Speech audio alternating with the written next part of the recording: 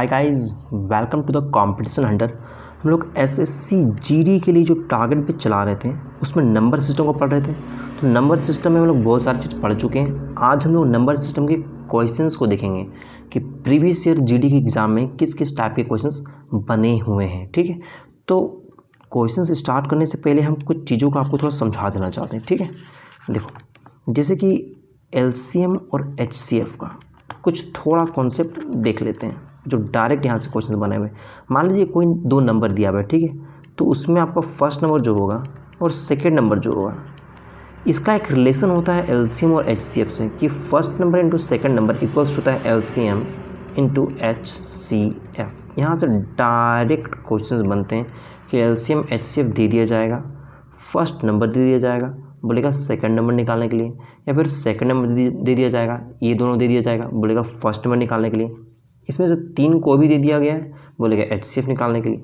तो यहाँ से क्वेश्चंस डायरेक्ट बनते हैं। तो इसको आप ध्यान रखना कि कोई भी नंबर दिया हुआ है तो उन दोनों का multiple equals to LCM into HCF होता है। ओके, तो इसको आप लोग ध्यान रखोगे। इसके बाद आपसे एलसीएम और एचसीएफ डायरेक्ट निकालने के लिए बोल दिया जाता है। ठीक है, तो देखो एलसीएम और एचसीएफ जो निकाला जाता है थोड़ा सा देख लेते हैं। ठीक है, मान लो यहाँ पे 60 दिया हुआ है, ठीक है, और 20 दिया हुआ है, बोलेगा इसका एचसीएफ और एलसीएम निकालने के लिए। ठीक है, तो हम लोग क्या करेंगे, पहले इसका फैक्टर्स निकालते हैं। ठीक है, तो 20 को यदि हम इसका तोड़ेंगे इस तरह से प्राइम फैक्टर्स कितना आएगा, ये आएगा 2 इंटू 2 इंटू 5 आएगा।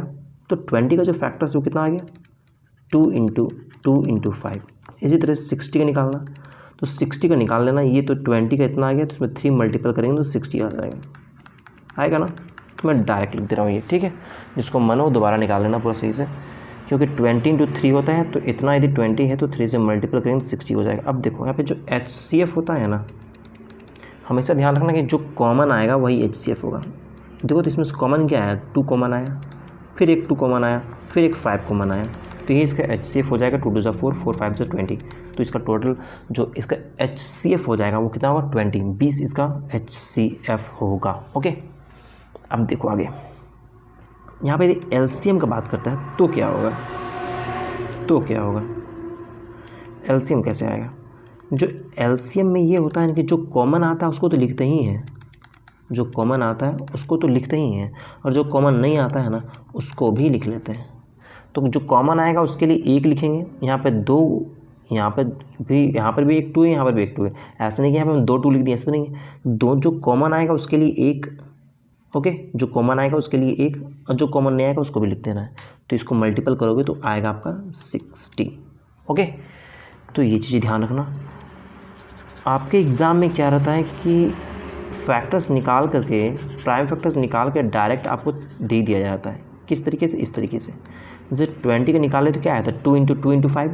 तो 2 के पावर में यदि 20 का जो प्राइम फैक्टर्स यदि इतना आया था तो क्या इसको हम लिख सकते हैं 2 के पावर में 2 इंटू 5 दी लिख सकते हैं, बिल्कुल लिख सकते हैं, क्योंकि 2 के पावर में यहाँ पर 1 है, यहाँ भी 1 है, और मल्टीपल रहने पर क्या होता है, प्लस होता है। तो 2 के पावर में 2 लिख सकते हैं, यहाँ पे 2 2 है। ठीक है, देखो 60 को वैसे ही लिख सकते हैं 2 के पावर में 2, क्योंकि इतना में 3 मल्टीपल करेंगे तो आ जाएगा। तो 2 के पावर में 2 और 3 तो 1 ही है, और 5 भी 1 आएगा।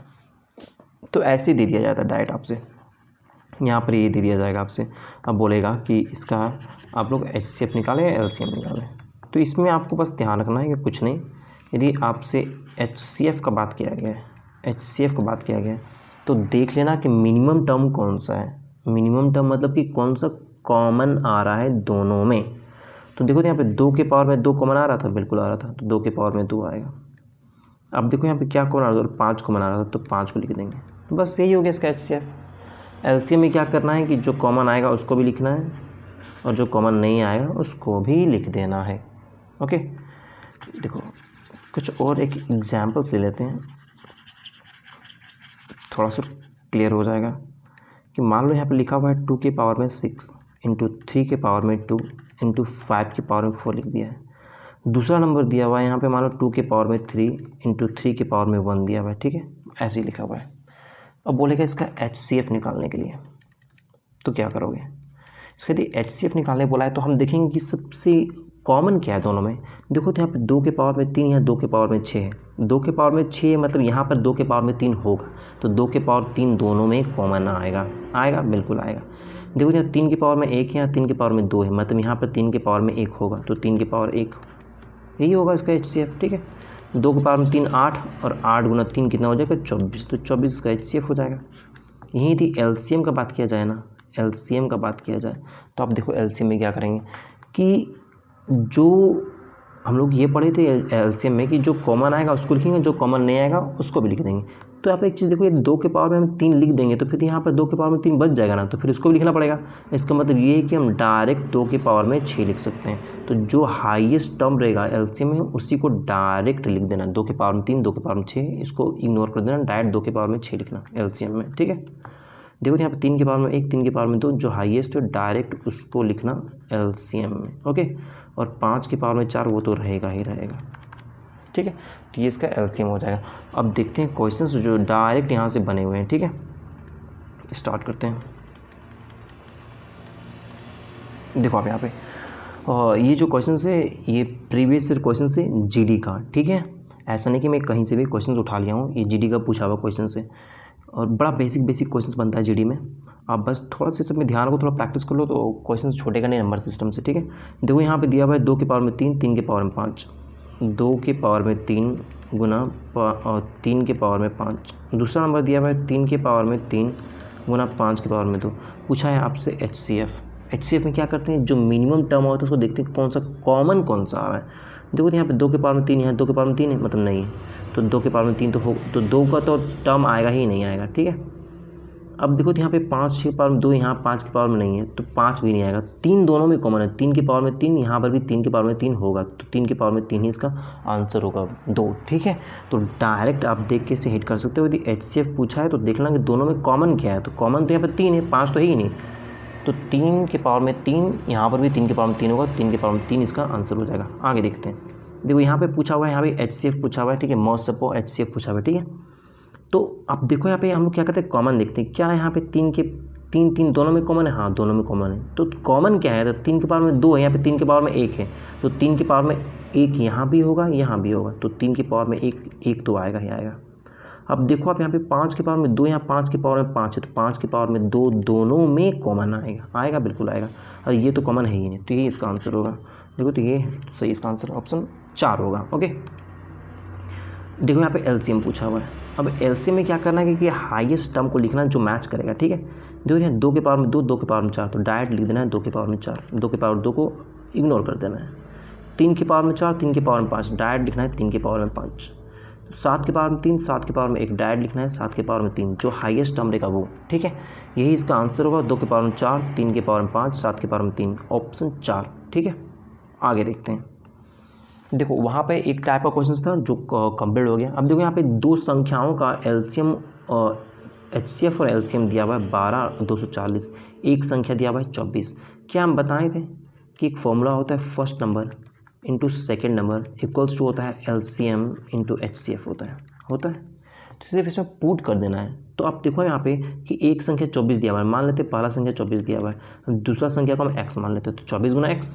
देखो तो LCM कितना दिया हुआ है, LCM दिया हुआ है 240 और HCF दिया हुआ है 12। बस यही तो करना था।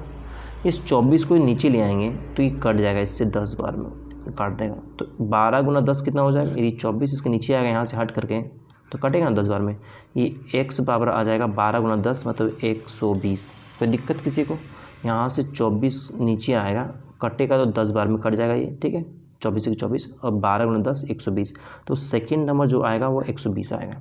ठीक है, आगे देखते हैं। देखो यहाँ पे बोल रहा है कि 2 संख्या जो दिया हुआ है 16 और 20, बोल रहा है इसका HCF और LCM के बीच का रेशियो निकालने के लिए। आप देखो 16 और 20, इसके बीच का आपको LCM और HCF निकालना है, तो इसको क्या करोगे, आप इसको तोड़ोगे। ठीक है, प्राइम फैक्टर में, तो ये 2 इंटू 2 इंटू 2 इंटू 2 आएगा, आप कर लेना। ये आएगा 2 इंटू 2 इंटू 5 आएगा। ठीक है, आप कर लेना। अब देखो दीदी HCF का बात किया है तो जो कॉमन आएगा, देखो तो यहाँ पे एक 2 है, यहाँ पर भी एक 2 है, मतलब HCF एक 2 आएगा। मल्टीपल और कुछ है कि हाँ 2 है तो ये भी आएगा, और 5 तो है ही नहीं, मतलब यही इसका HCF होगा। दोनों में कॉमन ही आ रहा था। अब देखो LCM का जहाँ तक बात आता है तो जो कॉमन आता है उसको तो लिखते हैं, और जो कॉमन नहीं आता है उसको भी लिख देते हैं। तो कॉमन कौन सा नहीं है, यहाँ पर ये कॉमन नहीं है और 5 कॉमन नहीं है ना, तो यही तो है, इन दोनों का रेशियो पूछा था कि रेशियो क्या होगा। अब देखो तो रेशियो पूछा है तो पहले काट लेते, इनमें से कट क्या रहा है। देखो तो ये टू कट गया, ये टू कट गया। यहाँ पे कितना बचा, यहाँ पे 1 बचा, कुछ नहीं तो 1 बचा, और यहाँ पे 2 दूनी 4, 4 5 20 बचा। ठीक है, आप चाहो तो डायरेक्ट निकाल सकते थे पहले यहाँ पे कि इसका HCF आएगा 4, LCM आएगा 2 दूनी 4, 4 दूनी 8, 8 दूनी 16, 16 5 80, 4:80। अब इसको काटोगे आप तो आएगा 1:20। तो आप उतना लिखने की जरूरत नहीं है, ऐसे भी समझ में आ रहा है। तो इसका ऑप्शन 3 इसका सही आंसर होगा। ठीक है, देखो LCM और HCF में एक चीज़ ध्यान रखना थोड़ा सा, ये तो डायरेक्ट निकालना हो ना तो कैसे निकालोगे, डायरेक्ट LCM और HCF कैसे निकाल सकते हो, डायरेक्ट कैसे निकाल सकते हो। देखो आप यहाँ पे मान लो कोई भी नंबर दिया हुआ, जैसे 16 और 20 दिया हुआ है, ठीक है, आपको इसका LCM निकालने के लिए बोलेगा। तो याद रखना जब भी LCM होता है ना तो बड़ा वाला जो नंबर होता है ना, बड़ा वाला जो नंबर होता है इसका कोई ना कोई मल्टीपल होता है। जैसे 20, 20 दूनी 40, 20 तिया 60, 20 चौक 80, और इसमें से वही नंबर होगा जिस नंबर को ये डिवाइड करेगा। और सामने में ही ऐसे नहीं कि देखो 20 दूनी 40 क्या 60 40 को डिवाइड करता है, नहीं 60 को करता है, नहीं 80 को करता है, हाँ 16 5 80। तो यही इसका आंसर होगा, इसका LCM होगा। तो आप डायरेक्ट भी कर सकते हो। ठीक है, और जहाँ तक HCF का बात आ गया तो 16 और 20 में आपको वो मिनिमम नंबर खोजना पड़ता है जो दोनों को डिवाइड कर रहा हो, दोनों में आ रहा हो। तो आप खैर HCF थोड़ा सा डिफ़िकल्ट हो जाएगा। आप LCM को ही ध्यान रखना कि जो बड़ा नंबर होगा उसी का कोई ना कोई मल्टीपल ही उसका आंसर होगा। ठीक है, जैसे और एक मैं कुछ एग्जांपल दे देता हूँ। देखो यहाँ पे मान लो कि आपसे पूछा गया है कि 8 और दे दिया हुआ है, मान लो यहाँ पे 7 है, और मान लो यहाँ पे 6 ले लेते हैं। अब अगर इसका LCM क्या होगा, तो आप एक काम करो, पहले इसका आपको मल्टीपल चेक करो। 8 1 8, 8 2 16, 8 3 24, और देखते जाओ कि 6 किसको डिवाइड कर रहा है। 6 इसको भी नहीं कर रहा है, इसको भी नहीं कर रहा है, इसको कर रहा है, तो ये इसका LCM होगा। ठीक है, तो इस तरीके से आप LCM डायरेक्ट हिट कर सकते हो कि इसका LCM ये होगा। ठीक है, आगे देखते हैं भाई क्वेश्चन। देखो बोला सबसे छोटी वर्ग संख्या ज्ञात कीजिए जो इतना से डिविजिबल है। ठीक है, अब देखो इतना से डिविजिबल बोल रहा है और सबसे छोटी वर्ग संख्या, तो आंसर जो होगा वो तो वर्ग संख्या स्क्वायर ही होगा ना। तो स्क्वायर ये नहीं है, ये नहीं है, ये 6 का स्क्वायर है, ये 12 का स्क्वायर है, तो वर्ग संख्या ही तो आंसर होगा ना। अब देखो तो इन दोनों में से कौन है जो इन सब से डिविजिबल है, सबसे छोटी वर्ग संख्या।